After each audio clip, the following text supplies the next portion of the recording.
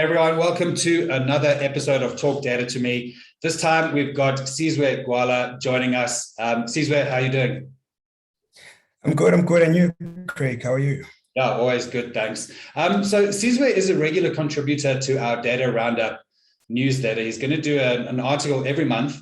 I think we're 3 articles or so in already. So really great advice coming through there on data governance. So we're going to dig a little bit into that. It's great to have Sizwe adding his thoughts to that newsletter. I know everybody's getting loads of value from it. So Sizwe, what I want to dig into today really is this sort of area of data governance. So everybody that knows me, the events, the newsletter, I love data governance. I think it's the most important thing. I don't think it's boring. I don't think it's the unsexy stuff. I include it in every event. Obviously, it's forefront of the newsletter, podcasts like this, such an essential area. Let's maybe talk a little bit about first how you got into data governance, because I think that's such an important thing. So many people kind of want to go the advanced analytics, data science type route. We need more people like you in data governance. How did you kind of end up in that environment? Yes, thank you so much, Craig, for having me. And look, I think as to how I got into this exciting space of data governance, you'll notice that, look at where we are as a country, as the world. There's now metaverse, there's all of those nice fancy things, AI-driven solutions, which are all dependent on data, right? But what I've noticed is that most of the time we can buy a solution. When we have to plug in the data doesn't work. And all the data is duplicated. It's found in multiple ways. There's no proper ownership. So I think with that in mind, I saw the need for us to, let's do first things first. Let's start by cleaning the data. Let's get let's get it properly governed. Not only because of I want to report accurately, but we also ensure that we also respect our customers. We also observe our regulatory universe and ensure that whatever we do, it's in line with the regulation. That's exactly what drove me into this area.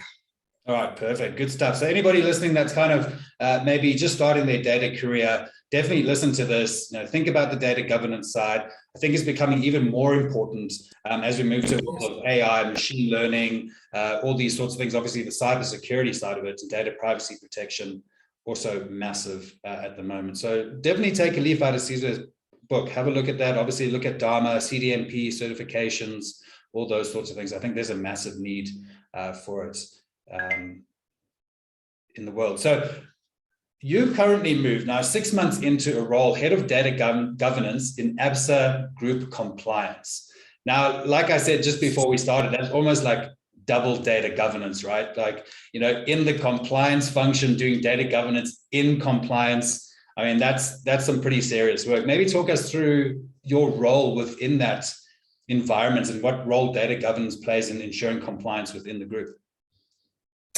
So I think the problem with where I'm sitting now, right? I've always been in the data team. I've always been in the IT, in the CIO, in the CTO office. Now I'm sitting as a customer of the data, right? Meaning that even my connections are limited, even my power is limited, my developers are limited. So I'm now dependent on someone else sitting centrally, either in the engineering services or functions tech for data. Where I'm sitting now, I'm sitting with literally people who don't understand data, but they have to adhere to a set of regulations. So what you get thrown with is basically a policy, right? That says, or a regulation that says, we must conform to the ARDA, we must conform to the POPI. But has it really been interpreted from a data governance point of view? No, it hasn't. So it's very key that I understand what the regulation really requires us to do. Also to also understand what it means from me as someone who's responsible for that responsibility. So since joining, I think I focus more on unpacking the regulation. And my statement is that I don't believe that there's one business area which doesn't have data governance. All areas do have it, but it's probably on an ad hoc and a pragmatic basis. So I then looked at our key data sources, our data processes, and the modeling of that. Then once I understand that, I can zoom into the critical data elements and see how they are currently governed. It's an exciting journey. We've reached quite a bit of progress, but we have to segment them to a set of KRIs, which I use for board reporting. Okay. And you talked there about people that maybe don't understand the data governance side of things. You would assume that people in the compliance environments obviously understand regulation. It's not necessarily something that is foreign to them. How has that changed the way that you educate, that you build literacy around this, that you tell the story that they understand? Because it's almost a way that you could say, these are article this and clause this. They kind of understand that language. Has it changed how you go about building that data governance literacy within the compliance function? Definitely, definitely. Look, I'm surrounded by experts in regulation, right? They can even quote it end to end. They understand it. But the problem becomes when we have to interpret it into data management controls. That's where the caveat is, because of those. Say, for instance, I need to check lineage. Like, okay, what do you mean by lineage? No, article says I must check lineage. Like, okay, how do you think it's best to do that? No, you are the expert, you must tell me. Like, okay, fine. Then probably show them and say, okay, we can actually check lineage using a spreadsheet just to. No, that's not accepted. But why? You see, so it's very key that we collaborate. We build that community, which is the data stewardship, and then we focus our effort on a very small use case, and then we build a solution. The main thing that I was struggling with was to get everyone to consume centrally, which is the master repository in group compliance, because we're all sharing with the group. That's what we are moving towards now. And the minute that we get everyone there, at least the lineage from source will be taken care of. We can now focus our stewards into expanding and enriching the metadata, and then we start enabling reporting. Yeah. Let's talk a little bit there about the data stewards. I know you've covered that in some of your articles. What is the role that they play? What is the type of person that you look for? What are the outcomes that they're tasked with? So I'm a strong believer that people are equally as important as data, are very important as technology, right? Unless we've got the right people, we might buy very expensive solutions and we won't even be able to use them effectively. So I call them data citizens, right? It's my community that I strongly believe in. So what we look for one, it must be someone who's non-technical. I always emphasize it. Okay. We don't want anyone who's technical because of those the misalignments. We've got our lead tech partner in the group. We also want someone who understands what reports are important for their senior stakeholders, and how do they arrive at that? That guy that crunches the numbers and does a spreadsheet, we are looking for that guy. Yeah. We are looking for the MacGyver in the team, that guy who always fixes everything in the team. There's always those people that, okay, ask this person who's got the answer. Ask this person. Yeah. Then and then we also need someone who's willing, to learn something new, who's willing to get their hands dirty, and who's willing to support the strategy. Well, I think most important is someone who understands the business unit vision, as well as the strategic goals and objectives of the team. If you focus, I didn't say anything about any skills, any coding or anything. That's exactly what we're looking for. The coding part, it's outcome with that. The platform management, our engineering services will bring that. We just need someone who will say, okay, guys, this report looks wrong. Why does it look wrong? Yeah. And let's fix it. Yeah.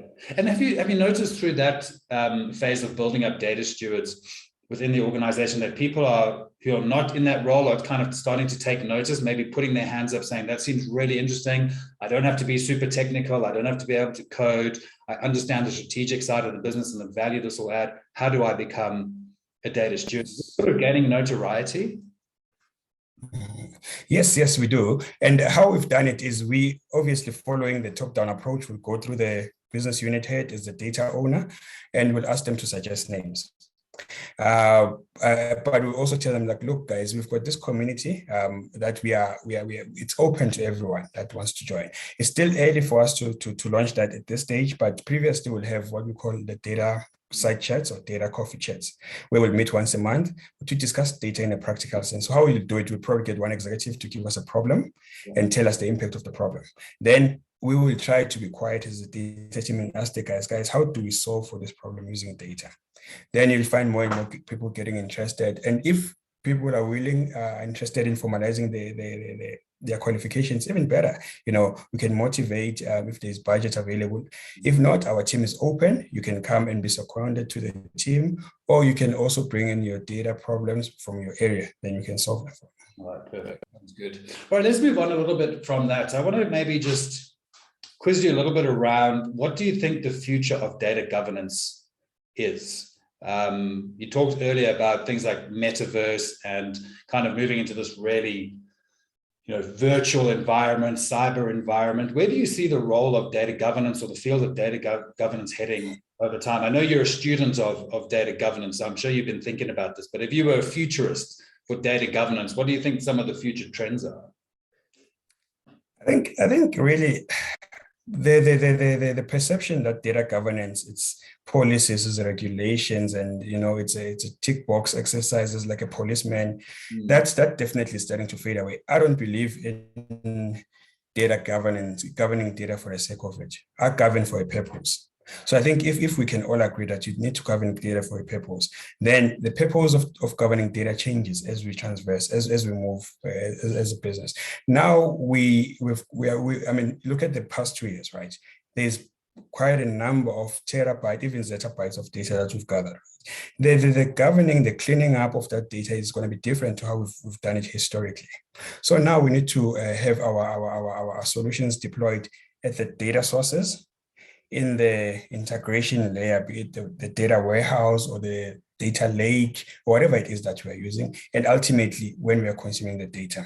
We should also be cognizant of the external data sources, because now we need to be transparent, right? We need to start sharing the data with our competitors, unfortunately, for us to thrive, So doing that, it requires us to have a bit of trust. We need to have obviously the correct documentation, your non-disclosure agreement signed before, but our systems should govern for us rather than us governing ourselves.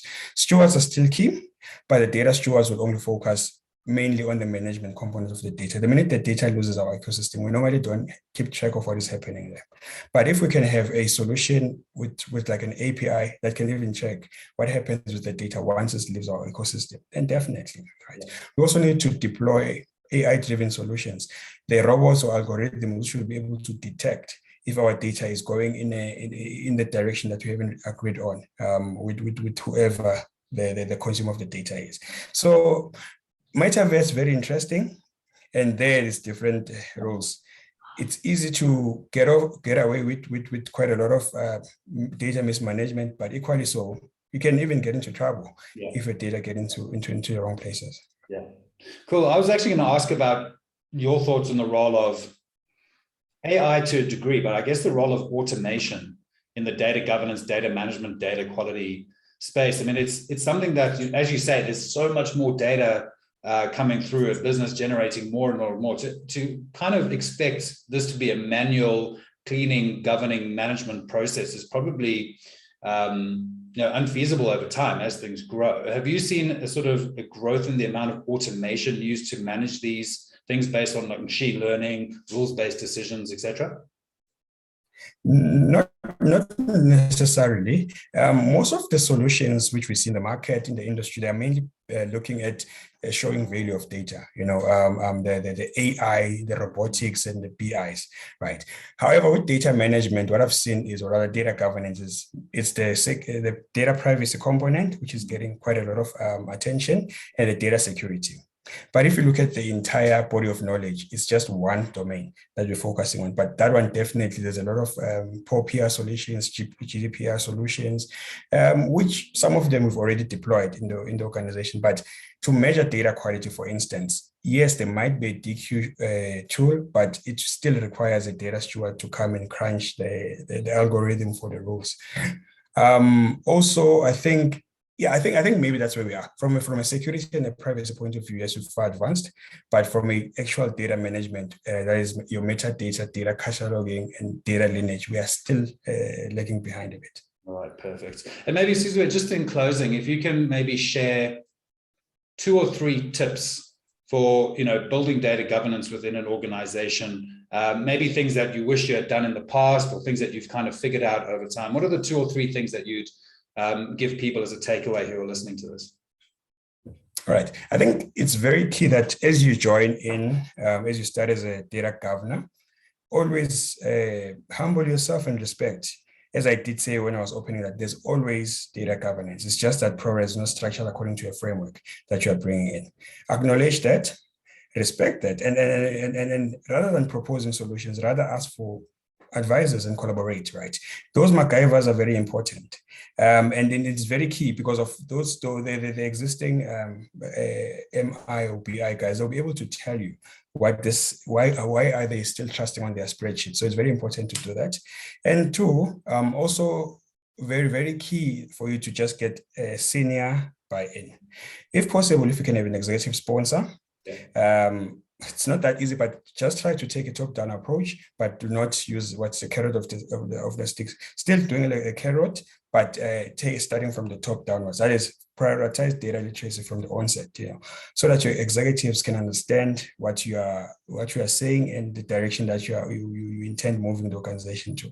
And three, and most importantly, only focus on the KRIs or matrices which are used for board reporting. One or two, and that's it. That will lead you to the processes and the critical data elements. Once you segment that as your focus, you're hitting a very big reporting margin, which will obviously be driven there. So that's when you have the data steward, the process owners, and the process custodians. Then you only focus on that until you deliver it. Then you start celebrating with the demos. So just to recap is one, take a top-down approach, taking the executive downwards. Two, remember that there was someone who did it before you, and rather than changing, rather formalize the existing processes. And three, focus on very, very few but high value or high impact KRIs. Yeah, all right, perfect, fantastic summary. Sizwe, thank you so much for joining me. It's been really insightful. Thank you so much, Greg, and well done on this, and all the best. Yeah, thanks so much. All right, everyone, Dr. Sizwe Gwala from ABSA. Look out for his next article in the Data Roundup newsletter on LinkedIn.